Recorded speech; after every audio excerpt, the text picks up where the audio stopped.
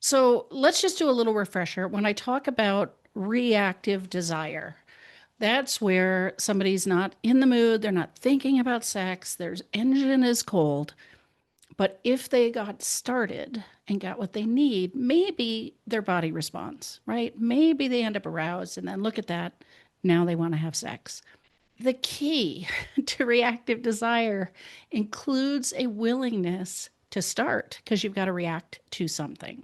So, a willingness to go into this sort of open ended, what I call maybe space, right? Instead of sex being a yes or no question, yes, we're doing this, or no, we're not, it's like, well, maybe I don't know yet. Because I don't know yet if I'll switch gears, if my engine will turn over, if I will end up aroused. So, the beauty of this and the power of this is showing up not knowing yet. And you also need to have some input into what you would want if you're this person. Where do you want to start? What would feel good? What is it that you need without trying to make it happen, but focusing on pleasure and what would feel good and what you could actually enjoy that might open the door to another step, right? And it requires flexibility on the part of both people because it may or may not show up, this kind of desire. You may end up aroused and in the mood, or you may not. Either way, it's got to be okay. We'll have another episode on what do you do if somebody gets really turned on. Anyway, there's not a bad outcome here.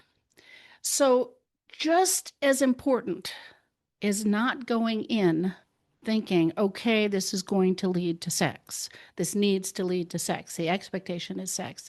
It is equally important to not go in deciding it won't. I can't. This came up in a conversation with clients. They've been doing my giver receiver exercise. And to do it sometimes when they were kind of more tired or more distracted or more stressed out, they would go into it saying, okay, nothing sexual this time. We'll just cuddle. And believe it or not, that's as unhelpful as going and saying, okay, we're going to go in and have sex. They're putting these guardrails and these limits and these boundaries around it going in, which then means you're not going into the space where things could surprise you. They're already closing the door on the possibility of reactive desire. And in fact, one of the people was even saying, once we were making out a little bit, I started to think, oh, I would like more, but we'd already said we're not doing that tonight. So it's the invitation is don't make any decisions up front on what you're going to do or not going to do and where those lines are so that you can go in totally open, totally in the moment, get into the touch, get into your body, connect with your partner, and just see what happens.